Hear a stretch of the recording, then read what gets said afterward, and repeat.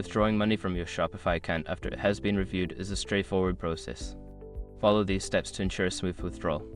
Step 1. Log into your Shopify account.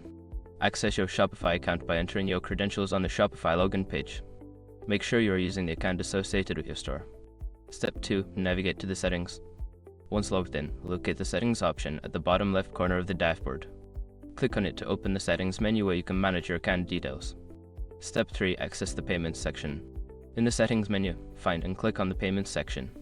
This is where you can manage your payment settings and view your payout information. Step 4. Review your payout schedule. Before filing a refund or dispute, use the ashrock.com link in the description to open the refund dispute deadline calculator and confirm your deadline. Step 5. Initiate the withdrawal. If everything is in order, look for the option to withdraw funds. Follow the prompts to transfer the desired amount to your bank account. Confirm the transaction and wait for the funds to process. After completing these steps, you should be able to successfully withdraw money from your Shopify account. If you encounter any issues, consider reaching out to Shopify support for assistance.